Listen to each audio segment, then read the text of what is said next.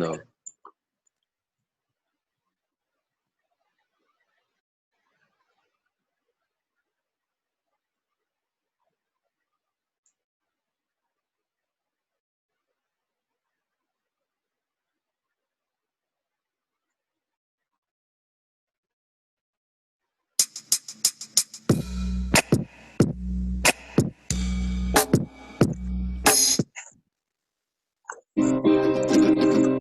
There's a reason why for the last 13 years, startups overwhelmingly prefer to build on top of AWS. We have the largest number of services, making it easy for you to take on some of the biggest challenges with the smallest teams. We also have partnerships with the top VCs, accelerators, and incubators around the world, making it easier to secure your next round of funding. I'm a solution architect with the AWS Head Start program. What we do is we work with startups in the education sector, and we help them build their services on AWS. So We Power Tech is AWS's diversity and inclusion outreach program. The program is really twofold. One is to increase the number of underrepresented technologists within the industry, and the second is to provide a platform for them to be seen and heard. If you're wondering how the AWS evangelism team might be able to help your startup, there are many ways. We're technically credible across our entire catalog of products, so we can help you figure out which services might be able to meaningfully impact your business. We also want to help tell your story. So if you're building something cool, we want to know about it and help spread that message to the world. So you might end up on stage at an event like AWS Summit. If you're a startup, you should also definitely check out the AWS Lofts. These are event spaces that are free to anyone with an AWS account. You can treat them like co-working spaces, but the awesome thing about them is that we also have people like technical evangelists like myself, solutions architects that come and give hands-on technical workshops and sessions to help you learn how to more effectively utilize the AWS products and platforms that you're already building on top of. We are a dedicated team of people that love startups, that we just want to come and help you with whatever we can, whether it be technical or business focused. We are here to help guide you and make sure that you do have a say in what's going on. We do get your feedback. We do bring that feedback to the service teams. That is what we're here for. You're welcome to our facilitator for today, the CEO of Traders of Africa, Mrs. Uju Uzo-Ojinnaka. Please give a resounding welcome. Welcome, ma. Welcome, ma.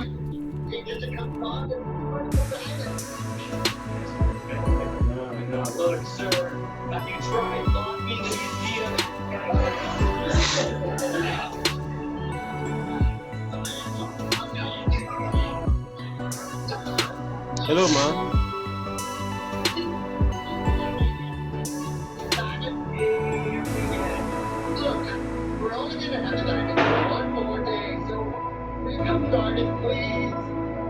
Just the same. We cannot hear you more. Yeah, well, let's hear you. Okay. Sorry, I'm saying okay. Sorry, it's okay now. Shilibem was there was noise in his background. Hi, it is a privilege to be here. My name is Uju Uzo-Ojinnaka. For a bit, I was a bit worried when Udoka was reading out all of those things because I wasn't sure whether it was me or somebody else. So how are you guys doing?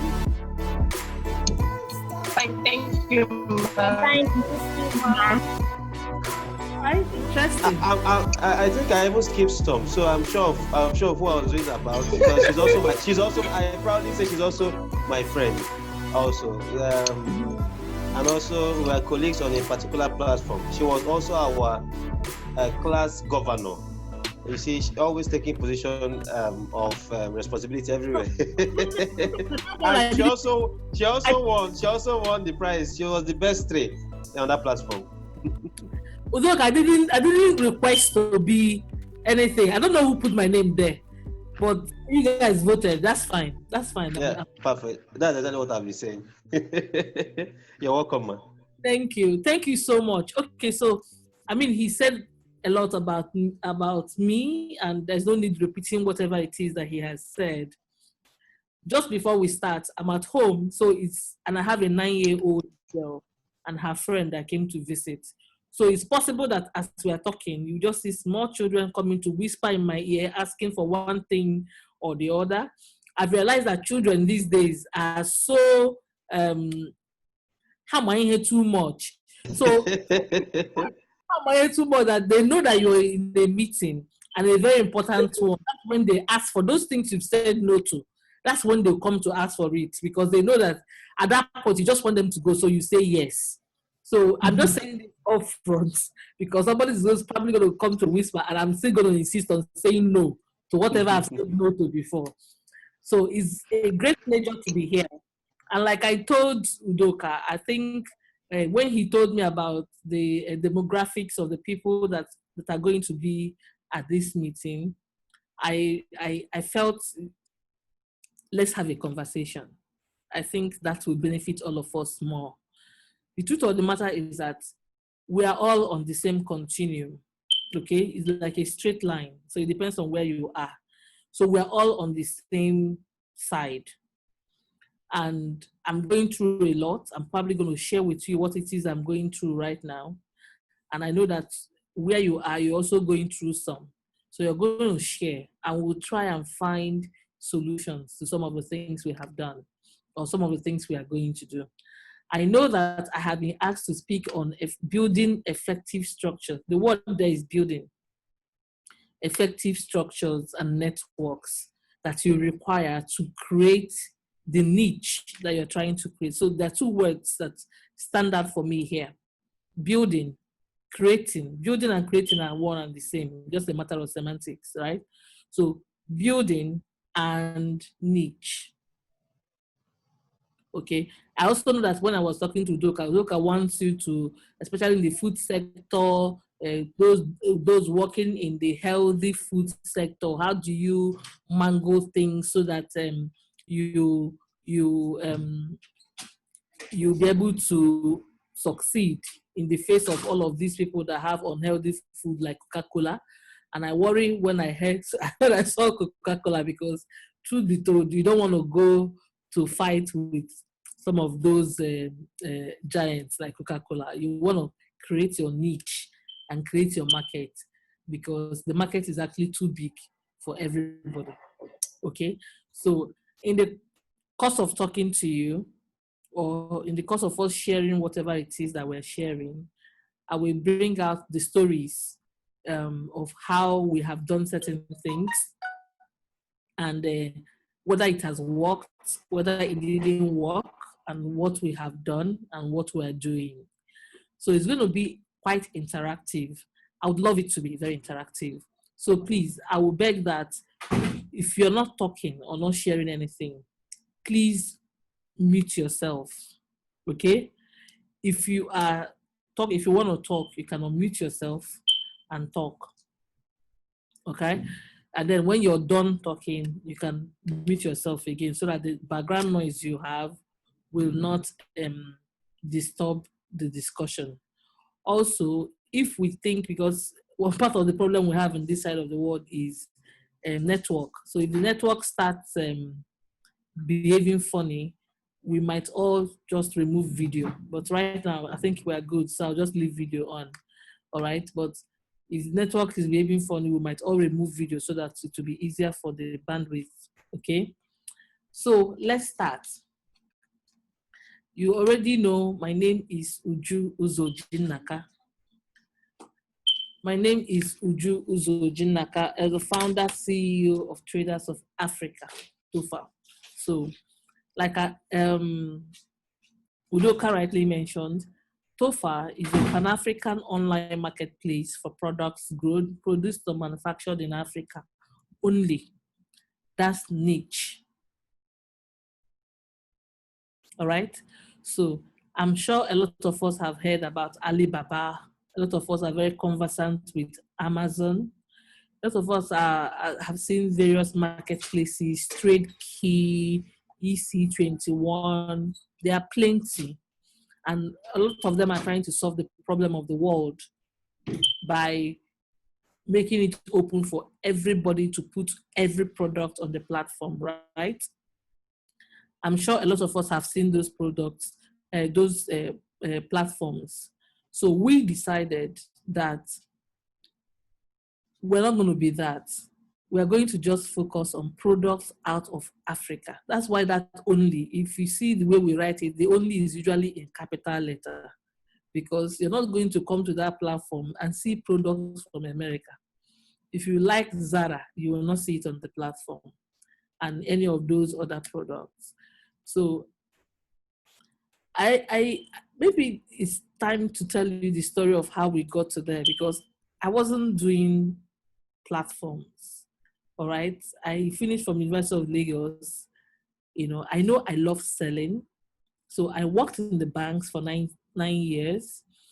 And while in the bank, normally when people go to bank, they'll tell you, I don't want to do marketing. I don't want to do marketing. I am the one that will go to interview and tell you, please put me in marketing. Don't put me in operations, because I am that person that will be talking with a customer and pay him without remembering to collect the checkbook, the check leave, or collect it. Just give him, let him be going. He has problems. That's me. So I'm better off doing marketing, right? And marketing comes with a lot of dynamism.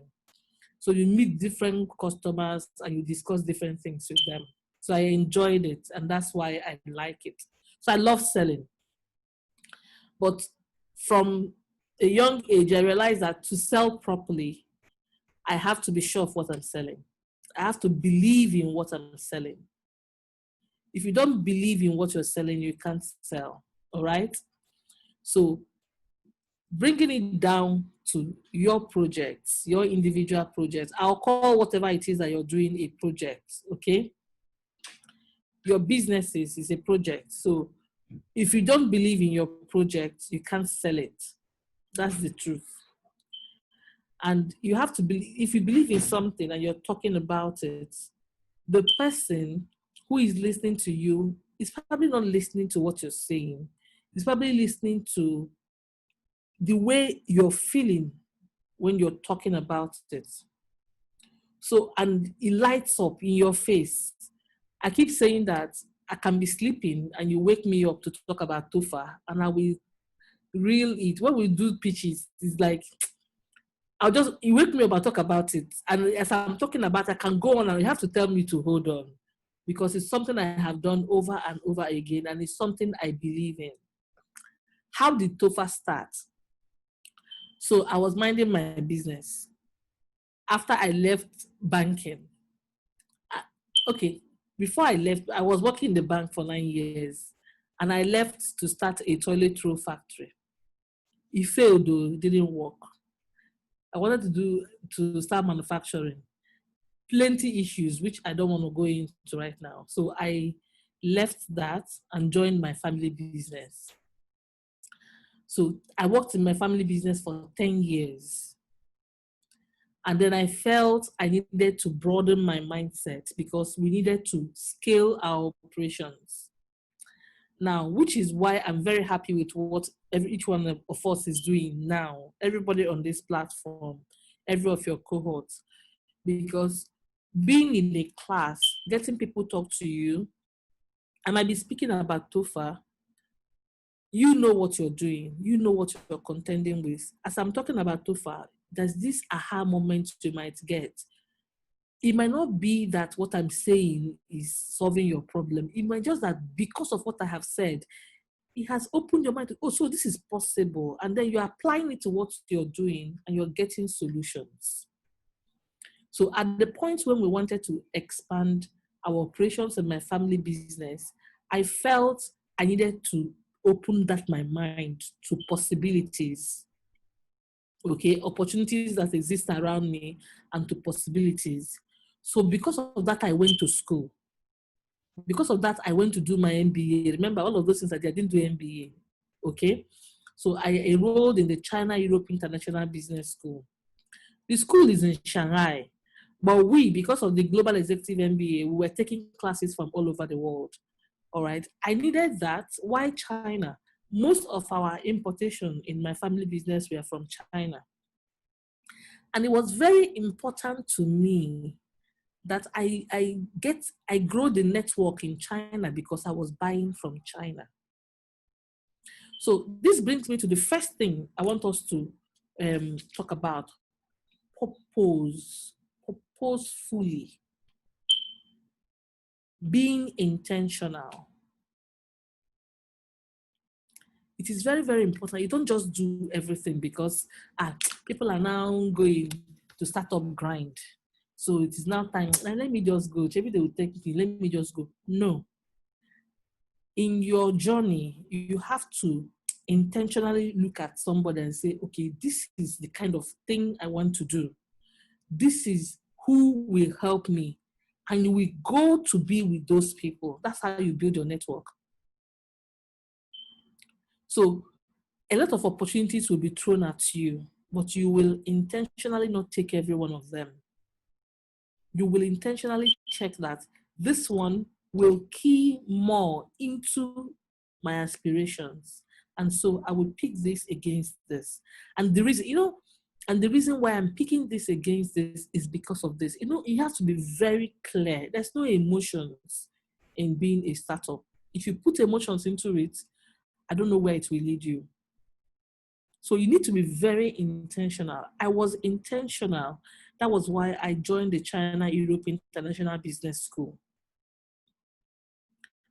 So I'll also tell you about being intentional in a bit.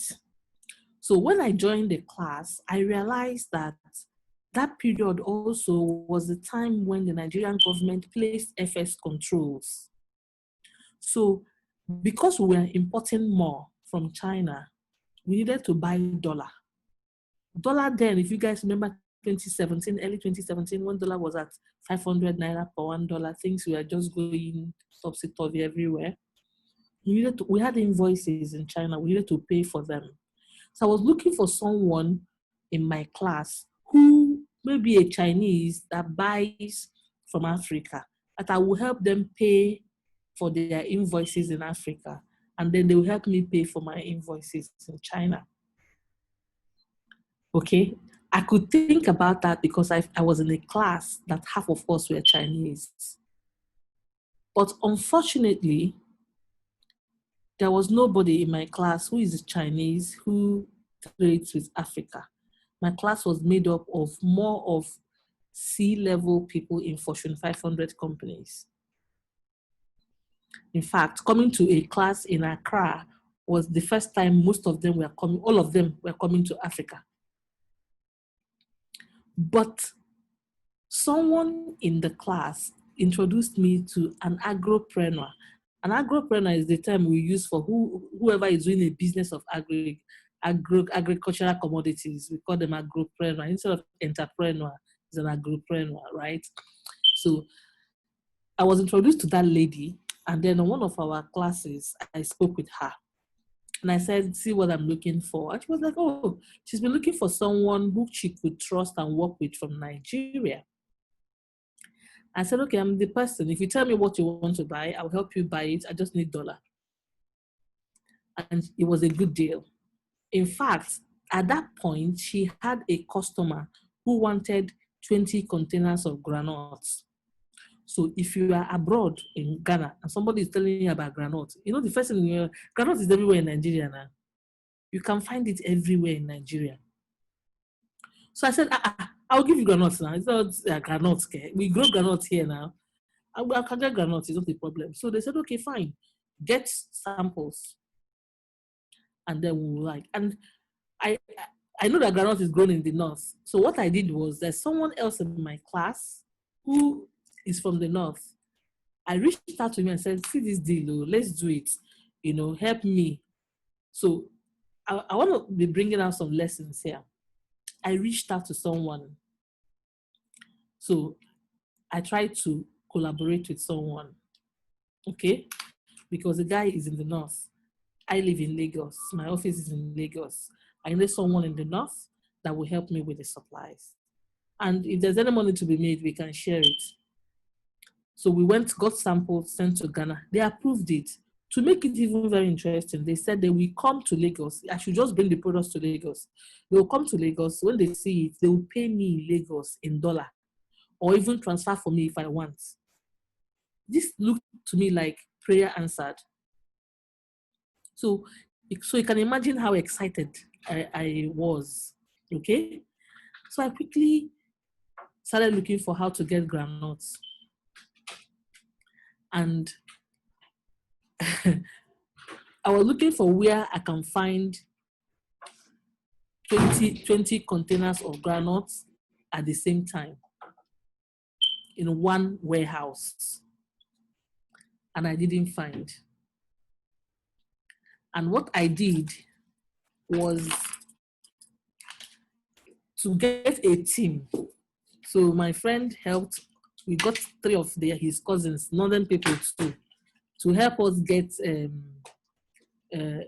these granules from different places. They went round. Now, before I did that, I did a research. I tried to go online because I realized that, I mean, as a business school person, the first thing you do is to go online to see people who have granules in Nigeria that I can quickly call on the phone and they will bring it. I searched. I didn't see such a platform. I saw Alibaba. I saw Trade Key. I mean, I'm conversant with all of those ones. So I checked them. I got some numbers. I sent those people messages. They didn't respond. They didn't respond. Those people lost business that day. So it means that you must be available. Find a way to be available 24/7. I sent messages to them. They didn't respond to me. And then I sent emails. Nobody got back to me. Eventually, we decided to go the offline way, which was getting those people that will help us go to the shop, go to the markets and buy. And what they said was that I need to give them money and they will be going to market to be buying 3 bags here, 4 bags here. That's not what I want. I'm not in that business. I'm just looking for someone who has this thing in one warehouse and I will pay and go. And to cut a short story shorter, we lost that deal because we were wasting time. And truth of the matter was that I'm an Igbo girl, and most of you here are Igbo people. We like money. So it was difficult. I couldn't believe that I could allow such a transaction slip through my fingers. You can see the confusion on my face. That was how I felt 3 years ago. So a few days down the line, specifically on a Thursday, I woke up in the middle of the night. I was hot. And my head, just the way, how is this possible? How am I not able to do this transaction? And the only thing that came into my mind that night was Mr. Jack Ma, the founder of Alibaba. I felt the frustration he felt. I started reading up about him. Because I couldn't believe that there is no platform where anybody could go and see what was available in Nigeria and get across to people and they will bring it. I didn't believe it was not there. I mean, I'm not in that space. Of course, it dawned on me that I didn't know where to buy, But I was asking myself a question. I said, okay, so if Chinese people want to buy from Nigeria, how do they do it? Where do they go to? How do they manage to get products out? So if I, a Nigerian, was having that problem, how were the other people able to solve it? So that was the basis of my research. And then that night, after reading everything I could read about Mr. Jack Ma, I decided to build that platform. I decided to do it because I was feeling the pain. So if I could feel it, I know every other person must feel it. So that brings me to whatever you're doing must be a solution to a problem. You should not start a business because I like selling. So let me just sell. Is there a problem you are solving? Are there people who are requiring somebody who will sell something? So I'm talking now in terms of strategy, positioning your business and what you say, the story around it, because there must be a story. If there's no story, I wonder the conversation you will be having. All right. So that was how we started. And I also want to say something about being flexible and fast. So when we started the platform, within 3 months, platform was ready. I can be that fast. I mean, I'm one of those people that I want to do something. If I'm talking to you about it today, I wanted it last year, and I will work like somebody they go do late in whatever it is that I'm doing. That's me. Okay, and that is the reason why sometimes I read in books, and I believe when people say that not everybody should be an entrepreneur. This startup space is not for everybody. So you really, really need to search your heart. Am I in the right space? I can help someone else grow and somehow grow also in that process. I may not be the person starting things. You really need to search, because I've spoken to a lot of people, and for some people, I find out that the reason why they are in the space where they are is because I don't want to work. I'm tired now. I'm tired. Can you imagine this man spoke to me like this? I will not do this again. Fine, let me go and start my own. And you go and start your own. And because you start your own, they're disturbing you. If I start my business, I can do anything I want to. Your business will fail. I have realized, see, I worked in banks for 9 years. I joined my family business before I started Tofa from the scratch. Truth of the matter is that startup is the most difficult thing anybody will do. If you think that because you're a startup, you have time, trust me, you are up for failure. You do not have time. In fact, it's even worse. If you're a startup, you don't have time for yourself. If you're a worker, you know you can wake up in the morning, you're not up to coming to work. You call your boss and tell the boss that you're in the hospital, that your baby is doing this, your grandfather died, grandfather died 20 years ago. You just remember that he just died again. Your grandfather died, your mother is devastated, you need to go and be with your mother for 3 days. The boss will just say, oh, sorry, so what can you do? If you start up, you can't lie that kind of lie. Hey, you're the one that will pay salary at the end of the month. So the truth of the matter is that when month is ending, you're having heart palpitation because you need to pay some people. It is you see, workers like holidays. When they're saying the government has approved for Idel Kabir, it will start Thursday, and then Thursday, Friday is public holiday, Saturday, Sunday is weekend, and then Monday, something else happens. So there's 5 days of, you're angry because it means that people are not going to work. How are you going to get the money if people don't work? I need you to start putting all of this in perspective so that you'll be sure that you're in the right place. Because you need want that kind of lever. That things will throw, a lot of things will be thrown at you. So how are you willing? I haven't even gotten to the point of building structure. I'm still talking about you as a person to be in a position to build that structure. Because you must have that mindset to build. If you don't have that mindset to build, I can be teaching you how to build. If you yourself is not ready to build, I don't even know how that will happen. You're going to build yourself up first so that you can receive a lot of things that will be thrown at you when you start building your structure for the business. So you need to be very ready because it's a journey. Today, this period, you're taking the journey to be a startup founder. It is a long journey. It is only resilience and tenacity that will make you be on that journey. Remember, I told you that we're all on a continuum. You know that it's starting, and it depends, it's infinite. It depends on where the last drop. So for wherever you drop is where your own ends. But it continues. For some people, they continue. For some people, they die, and that legacy still goes on. That's why you still hear about GE. You still hear about a lot of businesses, Walmart, a lot of businesses that have started, and there's still the legacies that have been built. The people who built it are dead. Look at First Bank. Look at a lot of businesses that are still there. Lever Brothers. I remember growing up. By the way, I grew up in Onitsha. All right, I attended QRC Onitsha.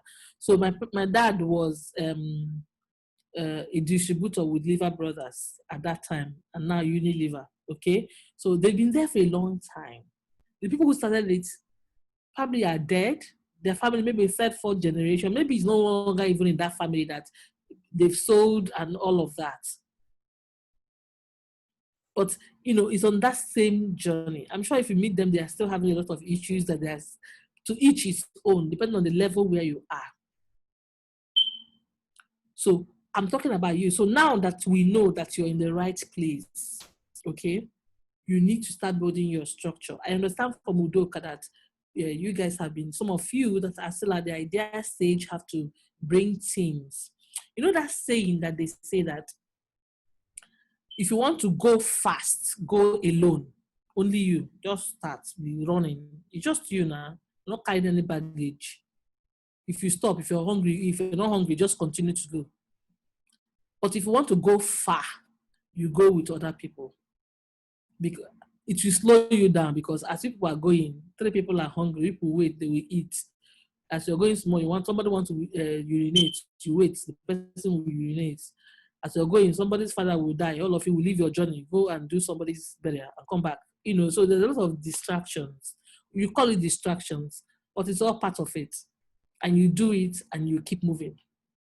So having a structure, having a team is very, very important. I'm not going to dwell on the team, but trust me, team is everything. If you have the right team, then your business will succeed. I remember in 2017, after we launched, and remember we built that platform, and in everybody's mind, once you have your website is on, it's beautiful. Immediately everybody starts start coming, buyers will be there, sellers will be there, everything will be moving out well. Big lie. So let me tell you, we built Tofa, good platform. It was Pan-African, because 3 things were very important to me at the point when we built it. Wanted to be Pan-African from the get-go. We're going to be strictly a point of convergence. We're not going to own anything. So we're not going to own a farm. We're not going to own warehouse. We're not going to own truck. We're just going to be strictly a point of trade conversion, right? Converge. So, and I was only going to own the tech. So we started in 5 African countries. So you can imagine we're paying people salaries in Kenya, in Rwanda, in Uganda, in Ghana, and Nigeria. Okay? And then nobody was buying. No, nobody bought. Nobody even came for verification. We have verification services on the platform. Nobody came. No, the suppliers were there, buyers were coming. We could see buyers come, sellers go. Nobody was trading. We had escrow in conjunction with EcoBank, transnational. Nobody came. So I was using my money to pay salary. And the money, of course, finished at the point. And for 1 month, I didn't pay salary because there was no money. And I was feeling so bad. I wanted to sell a few things. I really believe in what we're doing.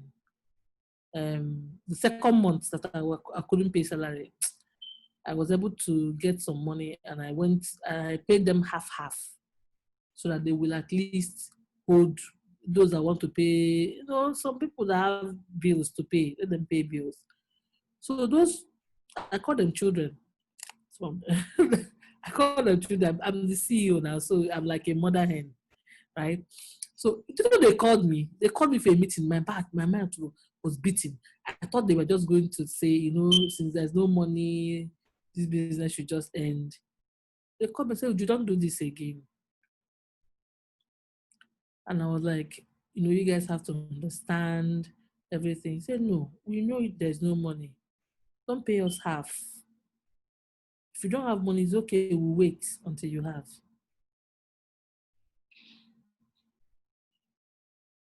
Till date, anytime I talk about Tofa, I try to talk about those 2 months. I won't forget it in a hurry. And those people, some of them are still with me up to today. I'm really very grateful to them. They finished talking to me. I started crying. I said, what did I do to deserve you people? I said, no, we believe in what you're doing. We believe we're making a difference, and it will pan out.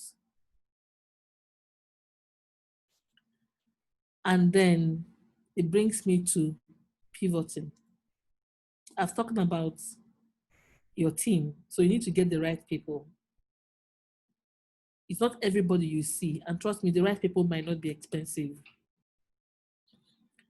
I will also tell you one mistake we made when we started Tofa. So I worked with a consultant, and we were calling ourselves We are building micro multinational, Okoka Fanebu Wanketa, right? Building, sorry, I'm trying to put off the ACs. It's cold. Building Okoka Fanebu Wanketa. So you, micro multinational, if you find out the job description, it was something else. So only that kind of job description, after seeing the whole thing, they will be calling the kind of money that I don't even have. And the consultant I was working with was so hell-bent on that we should get, this is the kind of people you should get. So I will go to somebody who is ED in an FMCG. And somebody will tell me I have to pay $5,000 in a month. I did even pay something like that to some people in Kenya. Of course, it's not sustainable. And they will not do the work. You know why? They cannot. They're not big people, so they don't go to the field. So if you employ that kind of a person, they will help you in terms of strategy. They will help you in terms of thinking, plotting graphs, doing a lot of nice presentations on PowerPoint. Anything that they will have to do on the system, sitting down in their AC office, they will do. But if your business is such that you have to go to the field and talk to these kind of people, you need to get the people that will do it. So even if you employ that kind of a person, you will still need to give the person the other younger. In fact, they will tell you at the point, it's okay, I'll help you map out the people that we need. That's the way they will say it. So apart from paying that big money, you still have to pay the small money again. So we employed those big people. I did.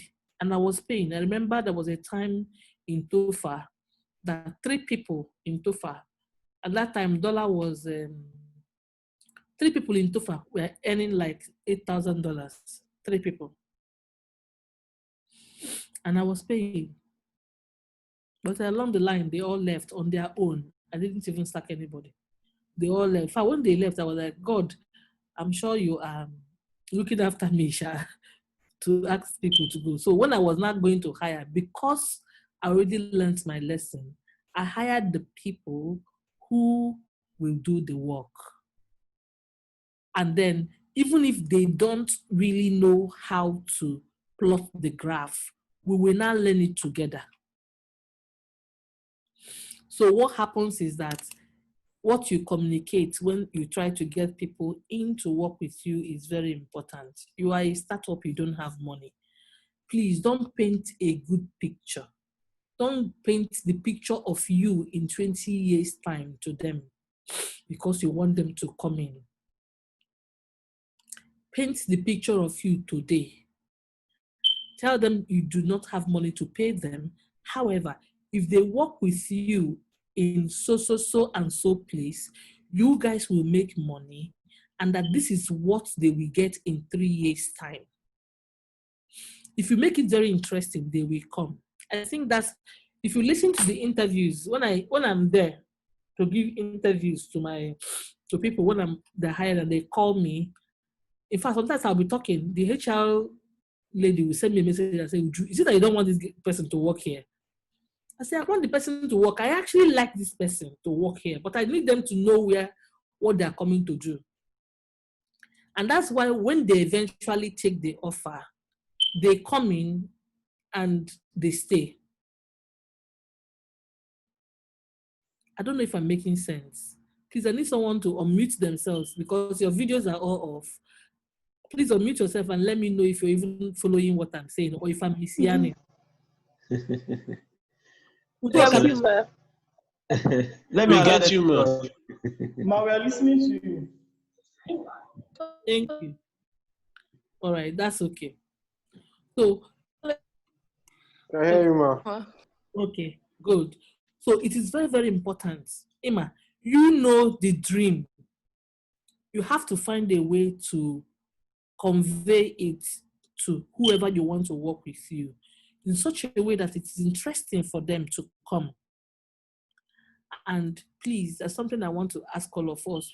To yourself, be true. Please be true. Be true. Integrity is everything. If you hire someone and you promise to pay the person 50,000, by the middle of the month, you will know whether you have that 50,000 or not. By the 3rd week, if you do not have that 50,000, please communicate. and let them be aware. Because I know that once you communicate and you have a flat structure and openness, they really don't bother so much. But the problem is that when people keep seeing money coming and go out, and when it's time to pay salary or speaking English, they will fight you. When people see that there's no money and you keep giving them hope that there is money, don't worry, I'll take it. So how much is it? And when it's time to pay, you don't pay. That's where the problem starts. But if you're open and they are with you and they understand what you're going through, if it gets to the end of the month and you're unable to pay, they will get it. Trust me, I have tried this so many times and it has worked. The ones that will not understand will go. And at the point when they go, you will think is the worst thing that will happen to you. Please don't think so. Because you don't even know what God is trying to do for you. Eventually, it's going to get to you people that will understand your business and will be willing to help you grow your business. So I think that's enough on teams. And this, just the last thing on you building your team. Please, it is very, very important to you as you build your team that you incorporate training. See, you're a startup, you don't know everything. Even as I am now, I don't even know anything. Chevi, I was in the club. We just graduated last week Friday, not yesterday, the previous Friday, on the Agribusiness Scale-Up Lab by Faith Foundation with Udoka. So there's always something you're learning. Some of the classes we took, maybe I've gone through some things. I will share my experience. In fact, Udoka will bear witness. There was one of the classes we had. After I shared my experience, the facilitator said, Uju, I think you're the one that should be teaching this course. Okay? Because that was my experience, you know. And I also took one or two things from whatever the person is saying. So you always be willing to learn. You must be willing to learn. And create the culture and let people who come to see, people like to learn as well. So let them know that when they come to your business, you are all going to learn. And you will create opportunities for them to learn. So they will improve themselves. I keep saying that in TOFA, if you come into TOFA, you must be improved. Hey, even if it's not to improve on marketing or anything, even you as a person, your mindset have to change. It might be on relationship, on the way you talk with people. I will take you as my personal job. And I will come and be on you. Just some people come to TOFA and they don't open up. Okay, so anybody that knows TOFA, if you follow us on Facebook, Instagram, LinkedIn, which one again, Twitter, you know that we are known to be a very fun place. We have a very fun office environment. We're always dancing, and we work very hard. As we speak, a lot of people in my office are working as we speak. And today is Saturday, you know. But you can come to my office on Monday, and what we're posting is like where we are dancing Jerusalem or something. We're always eating. So we keep that office environment very light and friendly. But I make sure that people are open. I realize that when people enjoy being in a workplace, they come there and they give their best. Even if I'm not paying them as much as they will want to earn. So a lot of people are bottled up. But if you come to TOFA, you must open up. So I will be on you. I want to know who your girlfriend is. I want to know who your boyfriend is. If you don't have boyfriend, we need to find a way to hook you up. How far? How is your mother? I am that CEO that will come to work and you're telling me my sister is not feeling fine. I'm like, what are you doing here? Go see your sister. Go and be, your father is not feeling fine. You're in this place. I don't want to have a son like you. Start going to see your father. What is it? I don't have transport. If I have, I will give you. If I don't have, I can tell people in the office to contribute for you to go and see your father. So it makes people very open. So I practically know almost everything about everybody working in that place. I'm the person they talk to when they are quarreling with their girlfriend. So they'll come with you, I'm down. Oh, what's the problem? Cynthia eventually left. She left you. That's Cynthia. Do you want me to talk to her? No, don't talk to her. And then I just want to listen. Okay, fine. I will listen. You know, the idea is to keep them very comfortable so that they can walk. But remember, you must get the right person so that when you give that kind of feedback and when you give that kind of give back that way, they will appreciate it and it will also show in their work. All right, enough about team building. I'm sure we all get it. Now, it is your team that will help you put a structure. It is your team that will help you build your business, because you cannot build your business by yourself. It's not possible. You need a good team. Even when people want to fund you, they will ask you who are in your team. Who are your team members? What have they done? Those team people have helped me greatly. Two people that wanted to, there's one investor that wanted to invest in us last year. They will tell you, if you come to TOFA, Uju is not your problem. There are 3 people there that you have to talk to, and they're not shareholders, so they're just staff. But they believe so well in what we are doing that they will say, Uju, you're not taking this person's money. Shebi, I will say, is it your business? But it is their business. They come to TOFA in the morning and they go in the night. They spend 3/4 of their lives in TOFA. So it is their business. They want their business to succeed. So they will say, no, even till date, you give me any document to sign, I should sign as CEO. I share it with a few people. So in my office, I already know who is good in what. So I have that document. I know who I will give it to and say, what do you think about this? Even for me to come to this training, right? I sent a message to 3 people and said, I've been invited to this. What will you have me say? And they looked at me and said, Uju, be yourself. Tell them about your TOFA journey. They will learn more from it. And I said, okay, do I need to do a slide? They said, no, make it a conversation. Talk to them. You're talking to young startups. Let them understand. It's not theory. Let them see the practicality of everything you have done.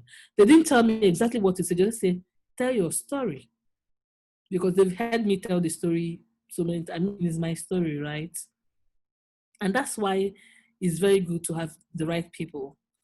And we can try and fail until the right people come. And when they come, you will know that this guy is a real guy. And you try very hard to keep them. Please, as CEO, it's not time for you to be very high-handed. Because like I said, you can't do it alone. So if you have it at the back of your mind, that these people are very important for the growth of my business, you will take some people's bullshit. You know, in my office, we're all on first name. One of my key staff, I've known her since she was young. She's been calling me Auntie Uju. I'm her mother's daughter, if you understand what I mean. I call her mother Big Mommy, right? So I've known her since she was in secondary school. She now works. She's one of my key people. In fact, if there's something like a CEO, COO, that's what you call her in my office. But we don't have those kind of names, right? It took her a while to call me Uju. Even till today. But I called her and said, see, call me Uju. That's my name. So in TOFA, we're all on first name. You have to talk to me. So I'll come down, sit down in their office, in the open office, and all of us will be there talking. We gist a lot. So in the morning when we come, for 15, 30 minutes, we're talking about what is going on in our world. It can be NSAS, it can be Trump that has refused to leave office, it can be how Corona is now everything. It can be, and we just share tips. Or if Davido and Chioma are fighting, somebody brings it up. We talk about how Davido and Chioma just had a baby.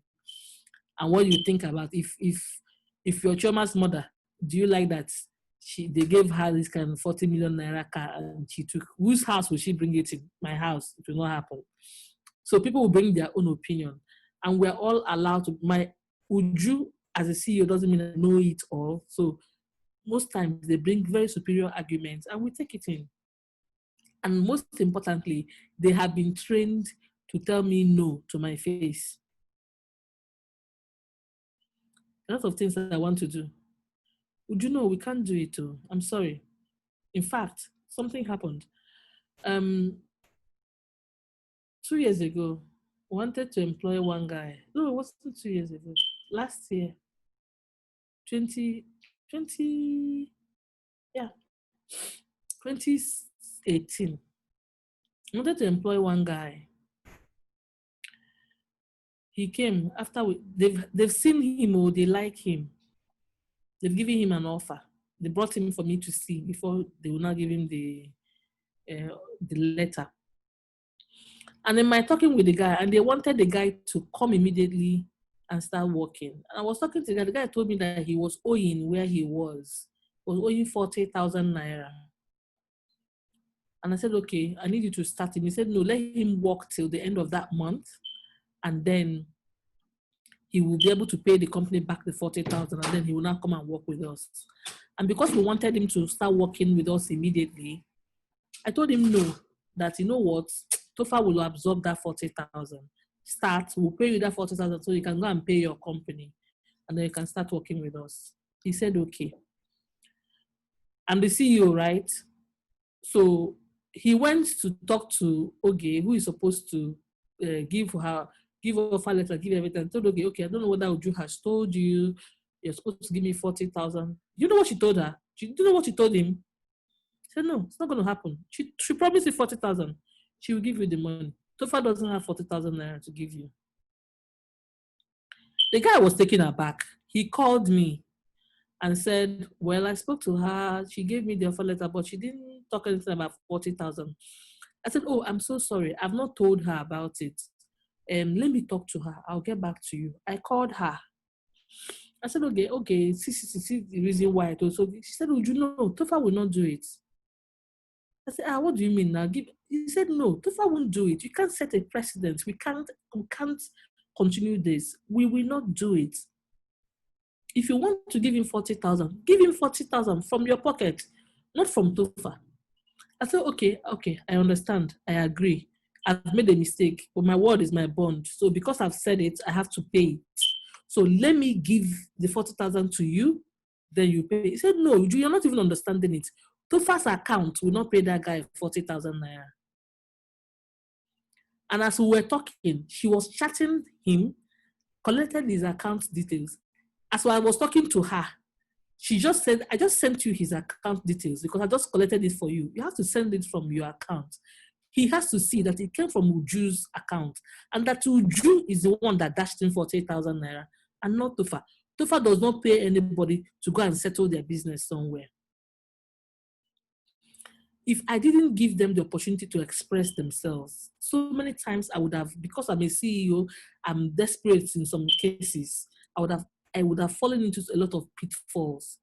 But they stand their ground and tell me, this will not be done. And I respect it. It's not done. It is called putting structures. So that guy, they sent me his account number. I paid him from my pocket because I have to keep my word. And she told me, next time you want to make a promise on behalf of Tofa, please check if it's possible. I said, yes, ma. I am the CEO. She's helping me run our business. So the guy came the next day. I said, ma, I saw the money, but I'm surprised. Why? I said, well, that's the way Tofa is run. The person who is supposed to pay, Tofa actually cannot pay you to pay. So because I have said it, I gave you the money. He shook his head. He's still working in Tofa till today. So some things, when the people come and say, you don't even know this company, Uju will not help you. You have to talk to, see who is responsible for that thing. It is this person. Convince her. It will be difficult for Uju to veto whatever she doesn't want to do. This is trying to put structure. The way our fathers in the East have always done is that they are everything. They are their board. They are their everything. But these days, we are all trying to build businesses to scale. And if you're thinking to build businesses to scale, you need to start putting these kind of structures. You need to start empowering your people. So the team is what will help you put structure. And the way you react towards them is what will make that structure sustainable. If you're the type that will come and they take a decision and you come and veto everything that they have said, tomorrow, if there's a decision to be taken, they won't want to take it. They will say, wait for Uju to come. Because whatever I say now, she will just come and say, what does Uju want? And that is the reason why you will go for the meeting. You go for a meeting, you're having a team meeting, and immediately you talk, everybody says, yes, everything you say is right, even when it's wrong. And even when they know it's wrong, they will all agree because on him,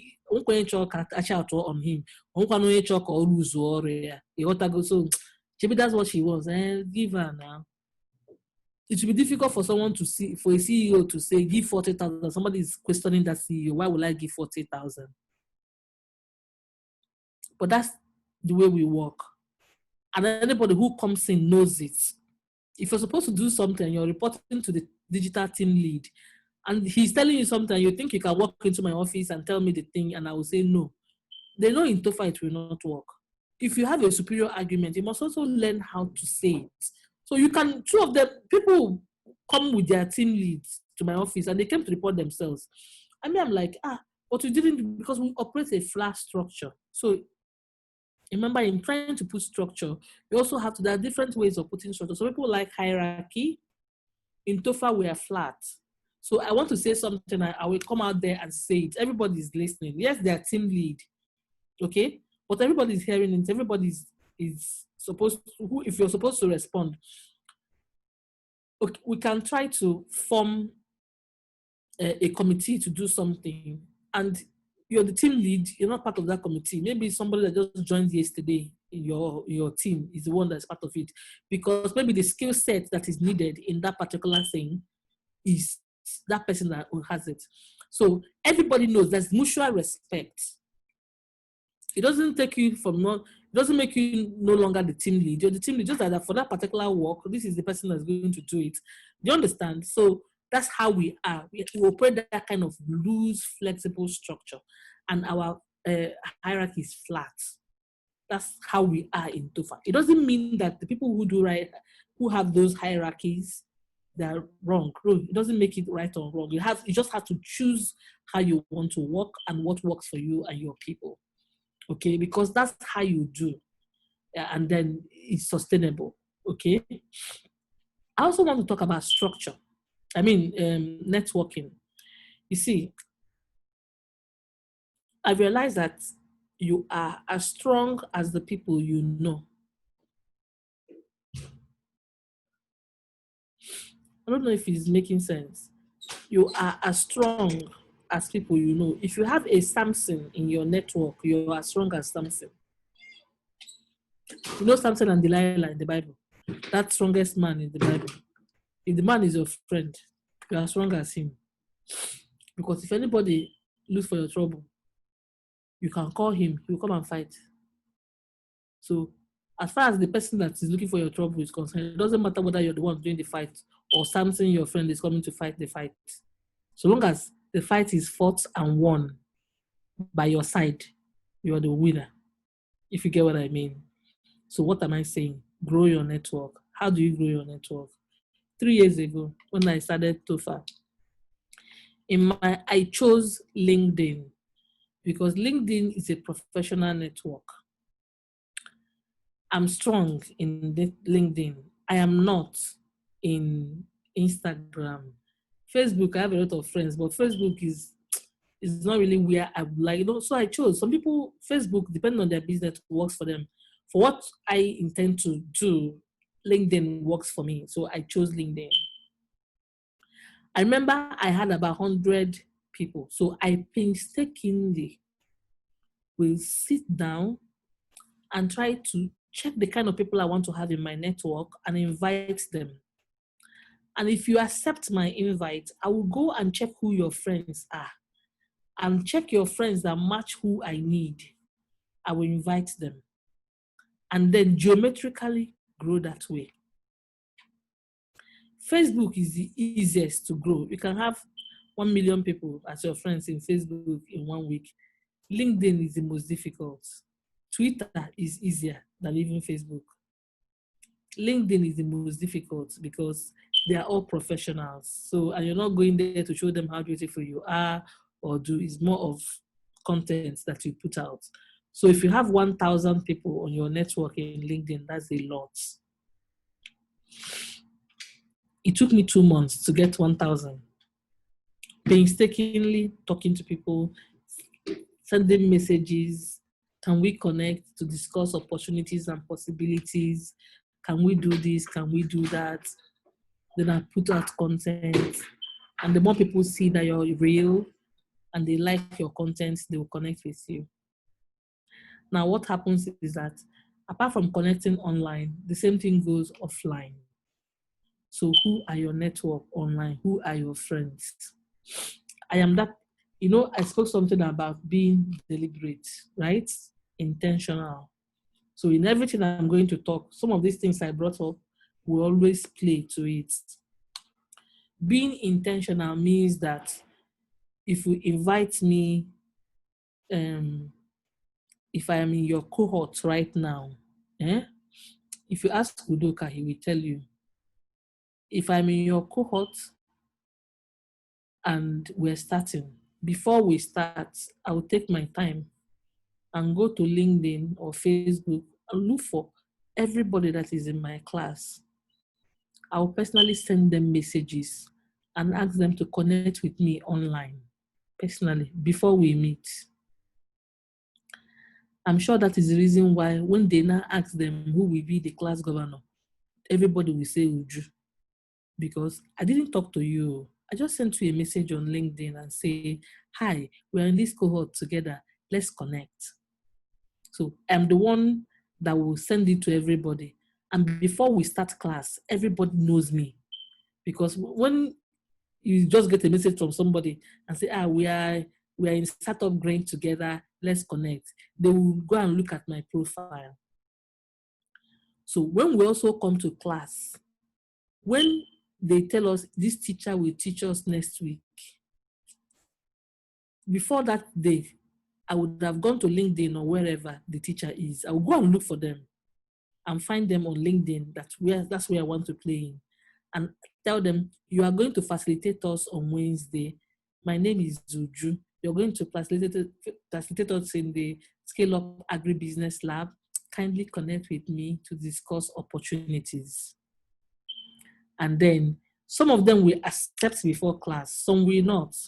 When you now come to class to teach, I will now tell you, after you've taught to, I will thank you, ask Udoka, thank you so much for this. Please connect. I sent you a connect on LinkedIn, kindly connect. And they say, oh, you are the one. Yes, I will connect. And they will connect immediately. And what happens in these things is that once he connects with me, I also have access to his connections. So I'll take my time. If he's somewhere I want to play, I'll take my time and go and check his connections, check somebody, because if I ask anybody that is his connection to connect with me, I appear as his friend. So people who ordinarily will not want to talk to me or don't know me may talk to me because I am this person's friend. So if I'm this person's friend, then I'm relevant. They will take me in. I remember once they accept also, I have access to their own network and I grow that way. I don't know if I'm making sense. It is also in being intentional that last year I was invited to Alibaba E-Founders Fellowship. And I understand the way they play because of, if you know the way Alibaba is. So this same thing I did. This same thing I just told you guys about, I did to everybody. Like there were 30 of us from all of Africa, all right? So before we got to class, everybody knew Uju because I'm that person that has connected with everybody, right? Including the facilitators in Alibaba, they all know me. So we got, in fact, before we left for class, they told me that they want me to be the ambassador for Nigeria.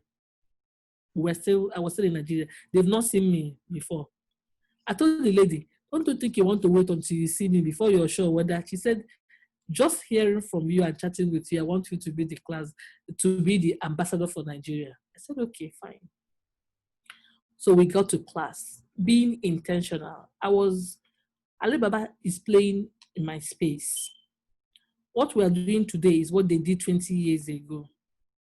I really wanted to make an impression on them. I really wanted them to remember Tufa. I didn't want to just come to that class and leave. I wanted them to remember Tufa. Just because of that thing I did before we started class. The week we were coming, they were doing Women Week. And because of how vocal they felt I was, the day I landed in Hanjo, they sent someone from their media team to come and interview me. He took me for dinner. One young boy like that, handsome guy, took me for dinner. We had dinner. He interviewed me. It appeared in their newspaper. All right. I was the only one from our class. I remember because if you see the picture that he put there, we just finished eating. We talked. We finished eating. And we're going to say, I should take a picture. And I was just wearing one kaftan and slippers.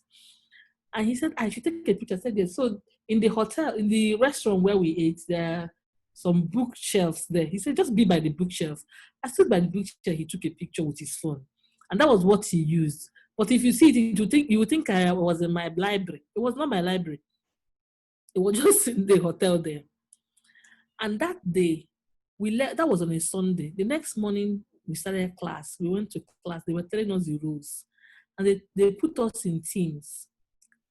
And by virtue of that, everybody in that class knew my name. My team people made me the team lead. Okay, so you can see the reason why everywhere I go, I don't have to ask you to make. Sometimes I don't even want it.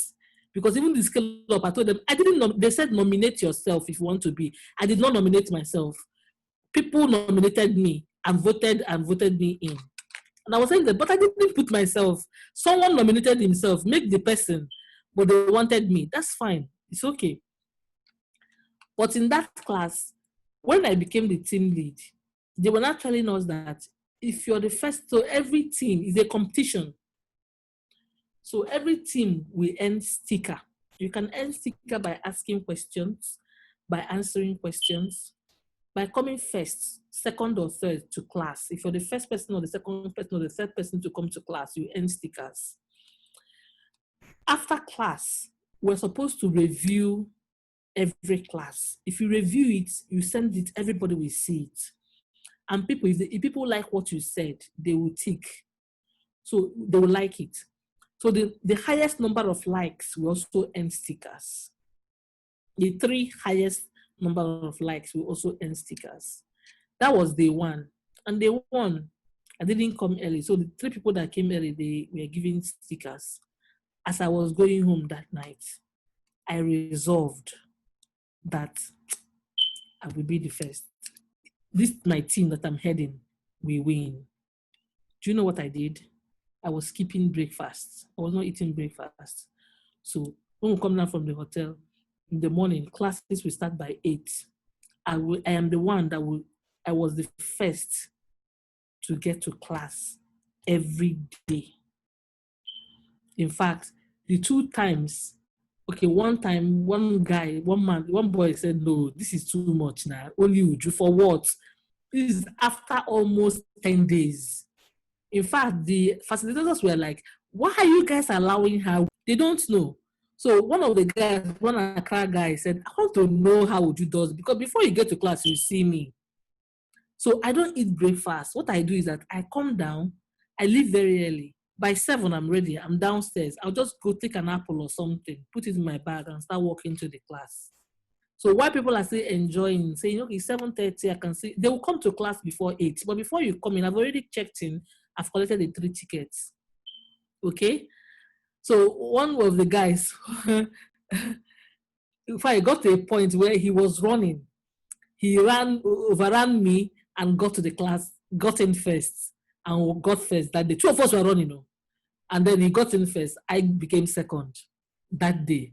Then the second day, another guy came in. He said he came by 6. He doesn't even want to hear story. He doesn't know when I come there. So he came by 6. Those were the only 2 days. But every other day, I was first in that class to get the 3 tickets for my team, being intentional.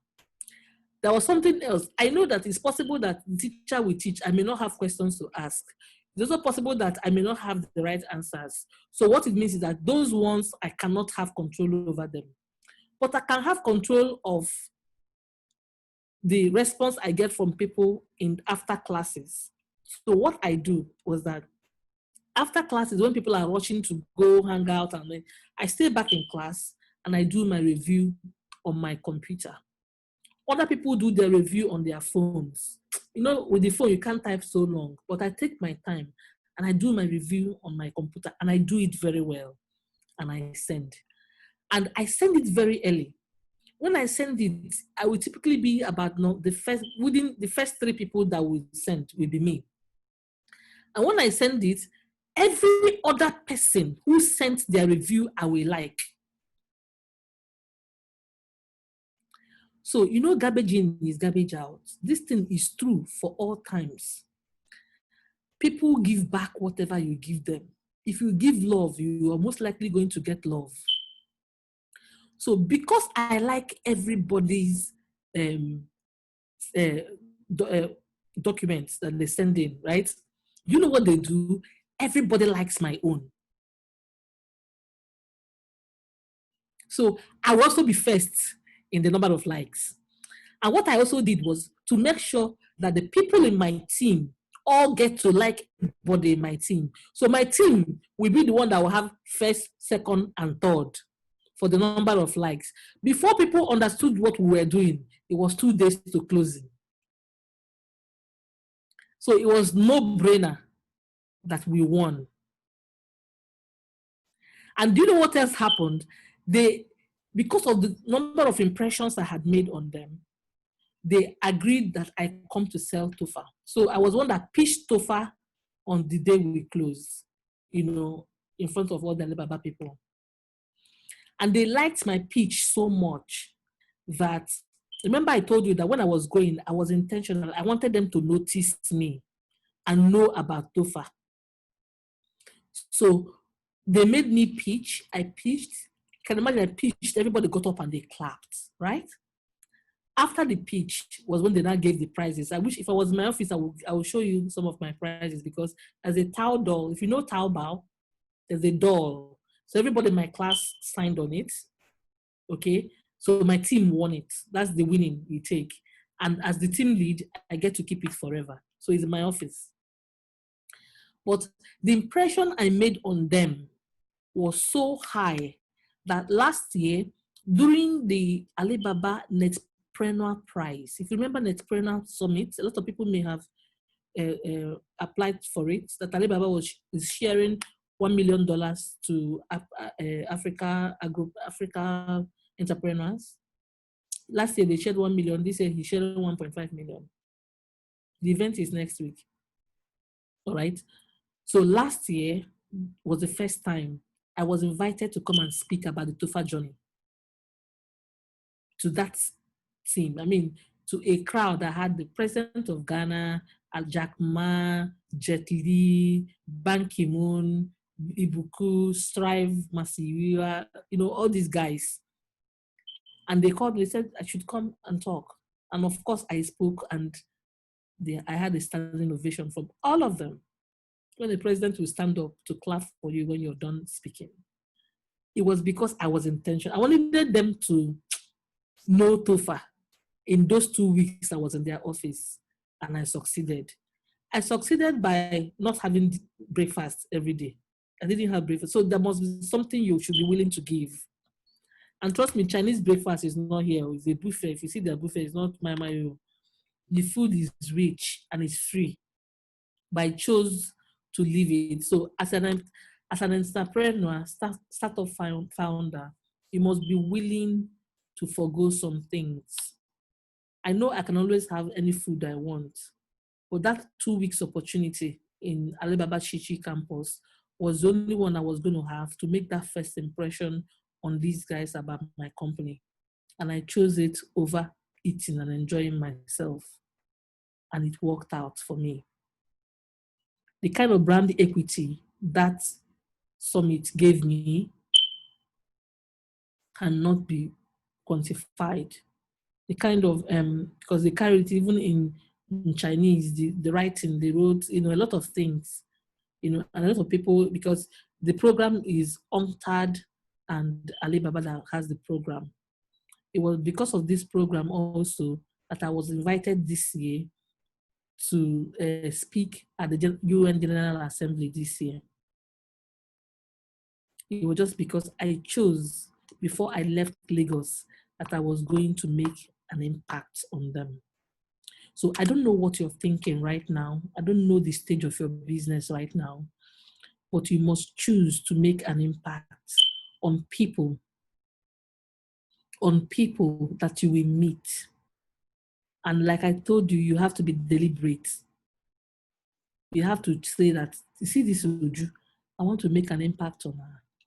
You can imagine if, I'm sure you guys all saw that I was going to be the one speaking today. If someone has sent me a message on LinkedIn to say, hi Uju, how are you? My name is Deborah. I'm doing this. You're going to speak to us on this thing. Let's connect. I will connect with you. And then I probably will go further to say, how are you doing? Can you tell me about your business? And then you talk about your business. I'm like, oh, this is nice. I think somebody can help you. Maybe I have someone that can say, oh, we're already talking before we even get to this class. That's what being intentional does for you. And that's how you create a niche. Not even on your product. I'm talking about you as a person. Now, in creating a niche, remember the Traders of Africa when I was talking about it, and I told you that in doing that, we decided to work on only Africa products. That is creating a niche for yourself. So everybody is doing palm oil. Must you do palm oil? What is the difference between your palm oil and the other person's palm oil? There must be something you're doing that is different. And that's where the customer comes in. Remember that every product that we are building, that we are creating, we are trying to sell. So who is buying? What you're selling, is the person willing to buy it? And why would the person buy this person's own instead of my own? Or why would the person choose mine over somebody else's own? That is niche, comparative advantage. So if you find a product that have the interest of the buyer at heart, the tendency is that the customers will buy it. So I'm going to tell you a story again, and maybe that's where we'll stop and take questions. Remember that we created Traders of Africa, right? And I told you nobody was buying. Remember? Do you remember? Yes, ma'am. Yes, ma'am. I said nobody was buying. There was no money now. And we realized that it was because of two main issues: trust and payment terms. We built a marketplace. We know that a lot of people do not have access to the internet. So if you build the marketplace and people don't have access to the internet and they cannot go to the internet, how can they use your marketplace? They will not use. Okay, the people that will use your marketplace, they come to the marketplace. A buyer is telling them, I want to buy from you, and they discuss price, they've agreed on price. Buyer is now saying, okay, send it to me in China and I will pay you. And the man is saying, I hope you have somebody in Enugu to come to my warehouse and see it. Once we pay now, the person will not carry it and go and send it to you. I don't want to get involved with all of those things. So even though they are meeting on that platform, they're not trading. Trade is not occurring. And remember, our main issue is to have trade occur and not just to create visibility. What is the point of creating visibility if you cannot trade? So what did we do? Knowing these problems from the point of the customers, what we did now is still keeping true to what we want to do, which is to be a point of convergence. We created an offline platform.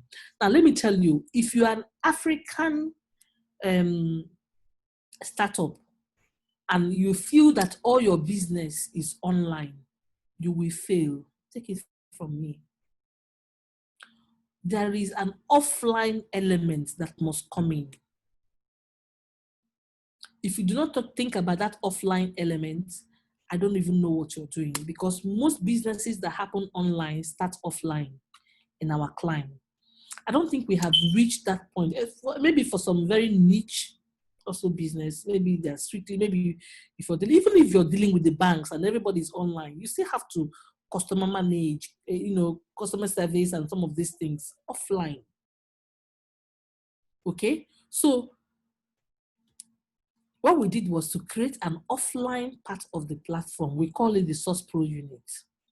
So even online, we have over 16,000 suppliers. Offline, we have over 1 million. So it is not just enough that you put your products in. If we don't have access to the internet, that's fine also. Let us know what you can supply and we'll help you get buyers. But that also created a problem because remember, even because what we are building is a B2B platform, the volumes are usually high. So while most buyers want to pay via LC, DP, CAD, and various payment terms, the supplier just wants cash. They will tell you, that's what you will hear. So if you pay, you carry your products. The man is in China. How do you want him to come and pay you and carry the products? So we also stepped in there. So the Source Pro unit, which is the offline thing, what we did that we now have field agents who will be with the supplier from the point of order placement until final supply. And we help the supplier to handle all those logistics and all of those documentation that is difficult for them. Now, for the buyer, because he wants to pay through LC, we will collect his LC. And we'll look for money and pay the supplier in their local currency, so that everybody is settled. But that also created a problem for us because, remember, we're going to pay someone in their local currency. Meanwhile, we have LC, which is paper with the bank. So how do we look for the money? How do we get the money? We thought hard, and we created another platform. We call it AfricanTradeInvest.com, ATI. So this is the platform that funds the trade. And we get the money from people like you, individuals, companies, group. We collect money from them in Naira, in dollar, and we pay them a share of the profit. So if my profit is 10%, I probably will give them 6 and hold 4. If my profit is 20, I probably give them 10 and keep 10. And because I'm able to now solve the major issue that the buyer has, which is taking LC from him, ensuring that he's getting quality product and it's coming to him in a timely manner, solve the problem that the supplier have, which is that he gets his payment in his warehouse in Kaduna, okay? And he doesn't have to bother himself with a container or dealing with forwarders. I do all of that thing. Everybody's happy and we started making money. That was how we started making revenue. And we're able to do as much as we are doing right now. So whatever you're doing must solve a problem. Because it is in solving that problem that you're able to make a spread. I wish I know one or two. Maybe in taking questions, we can look at one or two businesses and look at the challenges in those businesses and see if there's a way we can quickly look at, suggest things that will probably turn things around for us if we try. But you saw what has happened. We started with a platform. We wanted a platform. We built a platform. But in the process of building a platform, we have now built an offline part of it. We have also built another platform, which is funding, like being on fintech investment part.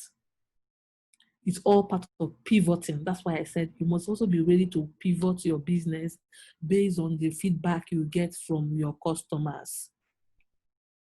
You know, this is somebody say, this is the way I do it, or this is where, if you don't want to go, you cannot do it. You're a startup, you don't have that luxury. When you are grown and your structure is set, you cannot be telling people, by that time, you don't even want everybody safe. At that point, but now that you want, is an all-commerce place. So whatever a customer is, you look at it critically. You see, okay, can I pivot what I'm doing to accommodate this and this? If it's something you can do, that's how you keep building. 3 years ago in TOFA, we started with just the platform, tradersofafrica.com. Now in TOFA, we have ATI. Now in TOFA, we have Source Pro.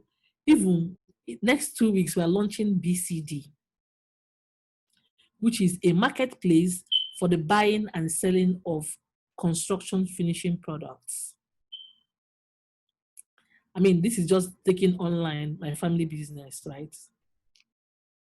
But you keep building depending on what your customer is. So remember, the nucleus of everything you're doing is the customer. And it boils down also to the first thing I spoke about. To make your customer happy, to get your customer satisfied, you must get a good team, because it cannot be you. So in the hierarchy of things, you must have a good team that is happy, because it's only when they're happy that they can make your customer happy. And then you and your team will focus on your customer. That is the way to build a niche. This is the reason why somebody will tell you, you know, people don't forget how you make them feel. So that is the reason why you, A and B, will be selling the same thing.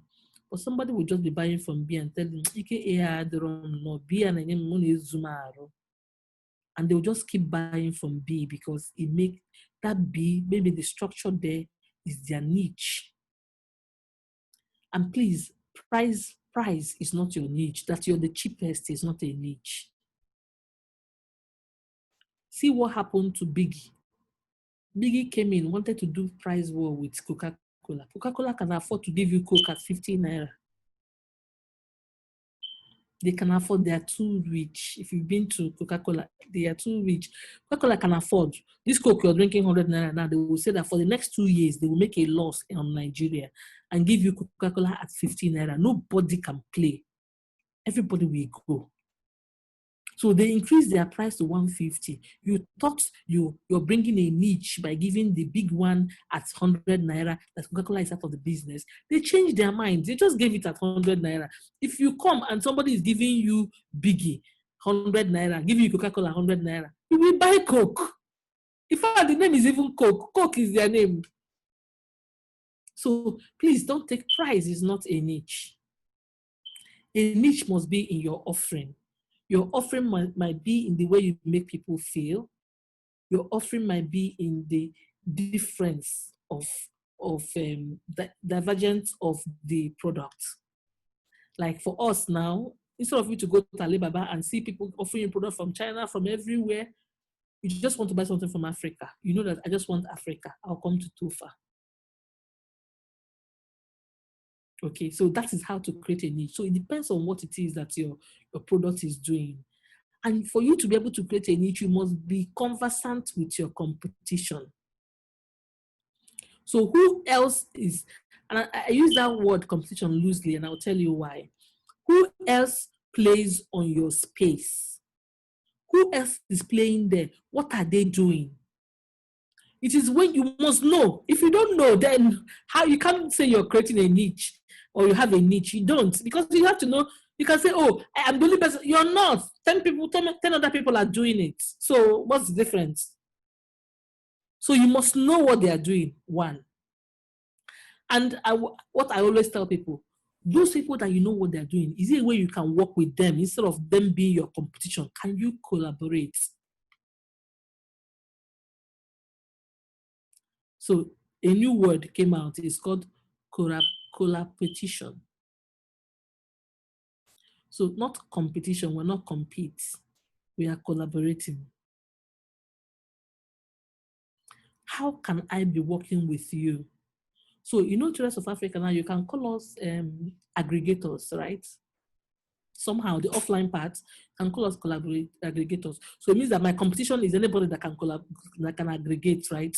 So do you know what we do? I work with aggregators. I buy from you. So you're my partner. So if you can supply the product, I buy from you, and then I can supply the buyer. So we're not competing. I will encourage you to go. I will even, depending on how we are, can fund you. Go, get it. And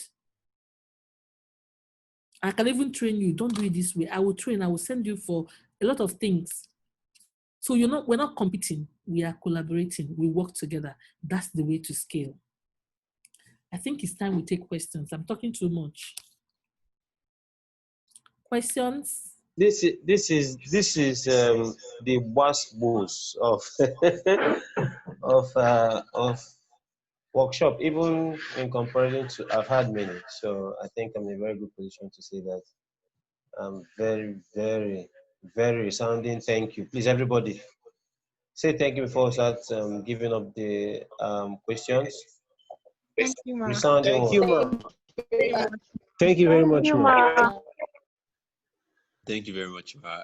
Thank you very much, Ma. It is my great pleasure, true. It is my What great do you pleasure. guys think?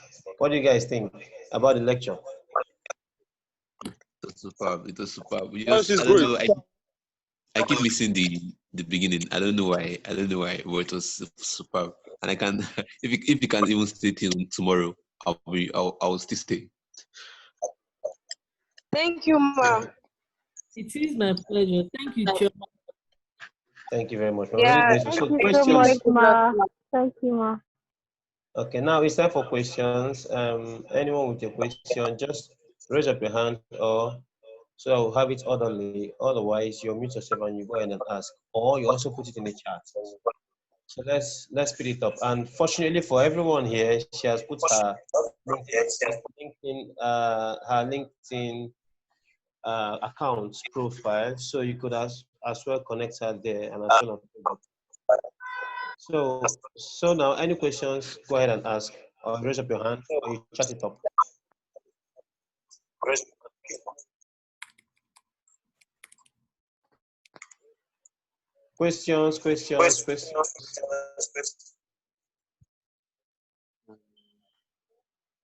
Because we have barely 6 minutes or less to go.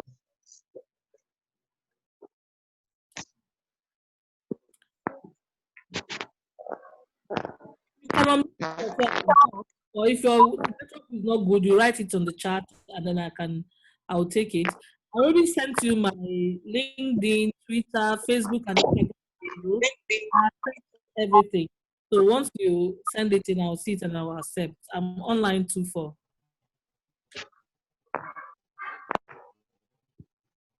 Very grateful for that. Thank you, ma'am.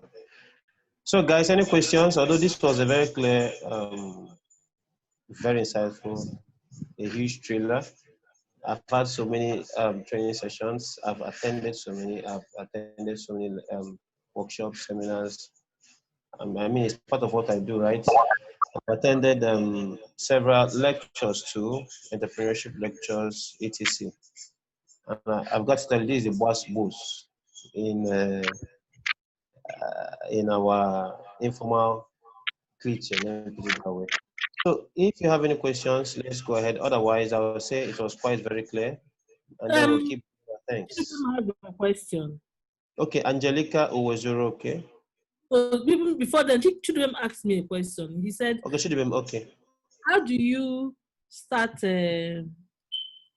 networking in a rural environment?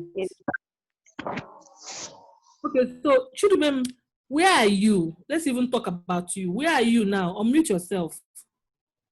I'm in Lagos. Lagos is not rural. No, I was not like, what? My startup will be based in a rural environment. So, okay, so tell me about your startup. We intend to work with farmers. We intend to work with farmers and help them process their products better. Which and product? help them connect to, like, in terms of rice and cassava. Okay. So network, like I always say, network depends on, it's already set. Just saying what you're saying now has set the stage for you. So you need to find a way to get more farmers to work with you. You need to network with them. Maybe go to their trade union, be their friend, be the friend of their town union. That is on the farmer side. Become friends with their brothers who will now introduce you to their uncle that is a farmer. And if you get one farmer, how can you get that 10, get 2 each, so you have 30. To that 30, get 3 each, so you have 100. 120. Okay, so you need to. It's not a very big thing, and your farmers, you not find them on LinkedIn. They're not the ones. They won't be on Facebook. Maybe a few may be on Facebook, but most of them will not be on I know Facebook. that, man. For the kind of people you want to work with, once they're on Facebook, they don't need you. Okay, so the ones you Yes. want at the lowest level ones, they won't see. So you have to something that you now have to do physically. So you have to start going to where they drink beer, where they drink ogogoro wine, not ogogoro, palm wine. You sit down there and drink their palm wine with them and be able to bond and talk with them. That's on that part. You also have to find a way to have grow network on the part of logistics providers. So those truck people that will help you carry the products from one, find a way to go to where they are drinking and be their friends so that whenever you call them, they will take your business, they will take it as a priority. Then who are you going to sell with? Who are you going to sell to? If you want to sell to Tofa, then we need to start talking. So you build the network around it. Do you get? Yes, So who to sell to factories and all of that? You have to start talking to them. So you have to go to Facebook and say, who are the procurement officers? So you start finding. But you must know what you want. It's very, very important. So don't look at it as if everything happens online. No. A lot of offline comes into play as well. Okay, man. Do you understand? So I just brought it Yes, down to understand it. Yes, I understand, man. Thank you, man. Thank you. Okay, someone that says that I want to ask a question with regards to the prize war and not the environment team. My hand is raised. Angelica, ask. Okay, good afternoon, ma. Thank you very much for the session. And the question I want to ask with regards to the prize war is that how do you create an ideal price, like where you're not losing, but where you're able to make at least enough profit so that people will be willing to come to buy from you? Because yesterday the speaker was saying something about not making so much profit in the first year, and when you're in business, you don't really go in there to make all the profit. So how do you know that this is the ideal price that you want to set your product for? You want to sell your product for. And then the second question for the team is that some people are very difficult to work with, but you need their contribution. You need what they have to offer, but in terms of relating with others, they are so difficult to work with. So how do you close that gap? Okay, thank you. These are very interesting questions. I'm very right, because that's where you are right now. All of us are. So in design, know what the people who play in your field are already price. And you know, for instance, that rice now, 50 kg rice is 20,000 naira. Whatever you're selling your rice must be around that 20,000, even if you get it at 11,000. Do you get what I'm saying? Because for some people, if rice is doing 20,000 and you're selling to me at 9,000, I will look at that rice very well, whether it's rice or sand. So setting the right price must be market competitive. So you have to check what the market is doing. If the market is doing 20,000, for instance, by checking market is not that you check one and that one is the most expensive. No, you have to check a lot. So that's why you have to be conversant with what your people are doing, what people that play in your space are doing. So if you get one person 20,000, another person 17, another person 19, another person 18, who are you trying to match? Who is immediate competition, so to speak? The person who sells more around you is selling 17,000. If you put that 18,000 or even that 17,000, you won't sell. You know why? People already know that 17,000 naira own. That's why if you put Biggie, put Coca-Cola at 100 naira, the same thing, people will buy Coke. Until Coke finishes, Biggie will not sell. Do you understand what I'm saying? So you need to know but if you look at them, Biggie is selling 19 naira. Or Biggie is saying he's selling 18 naira, so I can buy 18 naira, and so that becomes an incentive. Somebody see Coke of 100 naira, and which was what they did the last time when Coke was doing 150 and they were doing 100 naira. People were buying Biggie. Even me, I bought Biggie. Do you understand? So that is it. So you must set price, knowing what is going on in your market, and also knowing your costs. That is what will tell you whether your cost is right or wrong. Because if people are selling 17,000 and you, after doing everything, your price is 25,000 naira, how could you want to sell 17,000 naira? That's a loss now. Do you get what I'm saying? That's a loss. So you also now start finding, okay, so how are they able to sell 17,000 naira? This is the reason why you will not go into a business because your neighbor is going to it and making money and buying car. Because for all you care, it is not that business that is sustaining your neighbor. Your neighbor is doing that business and doing other things that you're not seeing. But then you're going to headache because you're thinking, Anna, it's not the same rice. I'm selling, even my farm is bigger than her farm. I'm selling more, but she's driving a car. She's buying new things. I'm not doing anything. You do not know what she's doing. So you look at your own. This rice now I'm doing now, I've looked at it. My price, my cost, and you tell yourself the truth. My cost, everything comes to 20 naira. How are they managing to sell at 19 naira? So what you will do is that you start breaking down your cost. What can I bring down? If you check it very well and it is not working for you, please, maybe you have to reconsider or find a way to pivot that business. But then you can look at and say, okay, maybe because they are doing volume of 1,000.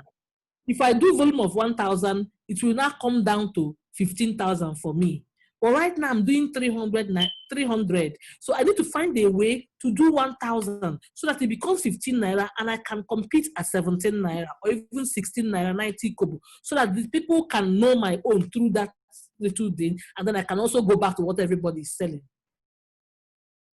So when you now know what is driving you, you can now decide to, okay, let me take a loss of 10 naira for the next 2 months to allow me get to this volume, because when I get to this volume, I can now start making money. Do you understand me? So that's how you now set. But you must tell yourself the truth and be open and be real. If it's not working, it's not working. Secondly, if you have someone who has what you need and the person is not, you see, let me tell you, for the stage where you are, even for us in Tofa, I take people's bullshit. You have something I need, but you're talking, the way you're talking, I don't like it. I will stomach your talking and wait and get what I want. I will keep quiet and wait and just tell myself this thing, but what I do is that me, Uju, will learn that thing. Hey, that thing why everybody's, I will find a way to either learn it or train someone else in the team to learn it. Do you understand? Such that when I now know it or somebody else knows it, it's difficult for you to now be saucy, because I cannot tell you that, we've worked very well, it's not working very well. Maybe you should leave. But at that point, I already have an alternative. Because somebody, the way they're talking to me, is that the ones during some period that you are in, it's very comfortable. Tell people to go to hell. But right now, they can't go to hell. They need to be around you and help you grow your business first. Take their bullshit. I will do. I still do.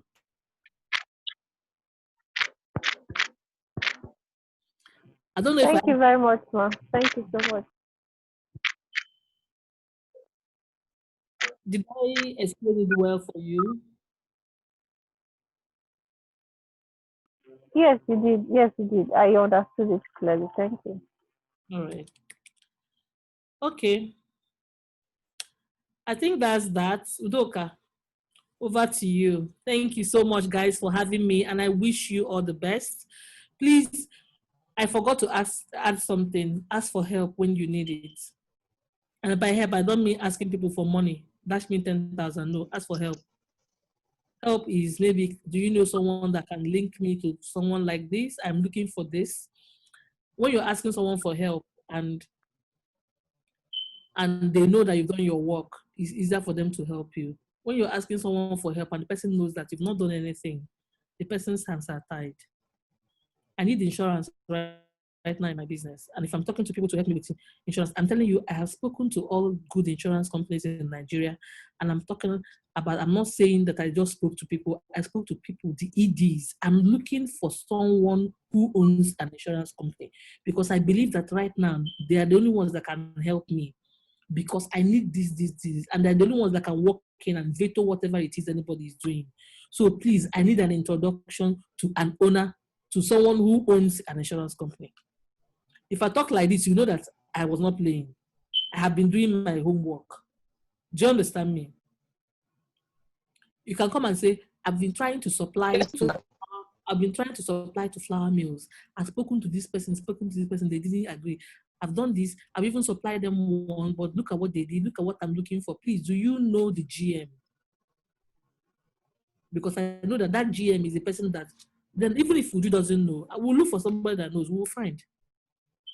And then we'll get that person to give you audience. The only thing we guarantee is that you get audience. What you discuss on the platform is not in my hands. I'm not telling you that I'm going to give you that thing. I'm saying that I'll probably open a door that will help you speak and you go sell yourself. If it works, fine. If it doesn't work, well. So please ask for help if you need it from anybody around you. It can be even from your cohorts. Ask Udoka. Very many times in our WhatsApp group, I'll say, please, does anybody, I need who will do this for me. I need this. And people come up. During the lockdown, we shipped wood from Cameroon to Bangladesh and negotiated the LC with Union Bank. Union Bank sent the documents through UPS. UPS kept our documents in Dubai for 6 weeks. What it meant is that we weren't paid for 6 weeks. And my hands were tied because I can't talk directly with UPS. I didn't deal with them. Union Bank did. So when I called them, things were going on. I went to LinkedIn and I said, guys, I have a problem. And I put it down. People said, please, guys, help me. Who knows anybody in UPS anywhere in the world? Oga. I'm looking for Oga. I'm looking for, see where my document is in Dubai. They can't talk to me because I'm not the one that, I said everything there. People took my matter on their head. I don't know who they are. They took my matter. People that were in Dubai sent staff to UPS Dubai, threatening UPS Dubai that they will sue them. No, they were sending mails and copying me, and I was amazed. And somebody called me and said, "Someone said, would you please, can I talk to you inbox?" I gave my number. They called me. I've spoken to them. Your document will leave this night. Expect it in Bangladesh by Monday, and let me know if you get it or not. And the way the guy said it was the way it happened. My document left that night, got to Bangladesh that weekend. By Monday, the bank called me that they got it and they paid us. I didn't know who they are. But I reached out, I had a problem. And the way you will state your problem shows that you're working hard. Everybody wants to help a hardworking person. So if you talk to me and it shows that you're working hard, I will go out of my way to look for who will help us. Thank you. Thank you, Ma. Thank you very much, man. I've been moving around. Please, a whole lot of stuff to do. I currently went somewhere where I want to get some documents from someone. So I've been moving around, but I've been listening. Very insightful. I'm absolutely speechless. So on behalf of Startup Grind, and of course on behalf of the whole cohorts, I want to say a very, very big thank you to our facilitator and our guest speaker for today. This is Uju Uzo-Ojinnaka, the CEO of TOFA Traders of Africa. And luckily for you guys, she has given you stretched out her hand so that you can reach out to her whenever you intend to. Which is a very good boost for you guys if you have some good stuff that can be put on the platform too. I believe I'm not speaking too much. So I'm saying great. Thank you very much. I'm very grateful. Thank you. All the best, guys. I have to leave now. Thank you. All right. Thank you very much. Thank you very much. Thank you. Bye, Ma. Thank you so much. Okay, so to all the co-hosts, we want to say thank you for participating for today's morning session. we'll have that session. We'll be hosting the CEO of Yenox in the afternoon by 4 o'clock, 4 p.m. West African time. Who will also teach you. She mentioned LinkedIn as the most viable social media platform for entrepreneurs. I think that is undoubtedly so. You guys should have known, or now you know. So at this juncture, I will say a very big thank you to everybody for participating in the afternoon. We'll also get together and run the afternoon session. Cool. Thank you, sir. Everybody is quiet. I hope you did. You guys hear me? Yes, we Yes, heard sir. you. Okay. Thank you, All right. sir. All right. Great. We are really So grateful, we see. sir. Thank you. No problem. In the afternoon, we'll be having the. You're welcome. We'll be hosting the CEO of Genox in the afternoon. So please everyone should come online on time. So we'll get it started and be done as speedily as possible. And we mentioned the AWS credit, $1,000 free credit. I think we've mentioned that before. I won't say it again. We give free $1,000 AWS credit to all participants at the end of the whole workshop series. So expect it, look forward to it, and before the workshop will be ended, you would have known how best to use the AWS credit and how to access it. All right, cheers, guys. Have a beautiful day. See you at 4 p.m. Okay. All right. Bye, sir. Okay. Thank you. Bye bye. Bye. Bye. They will close this Zoom. I beg, close them, I beg. I don't.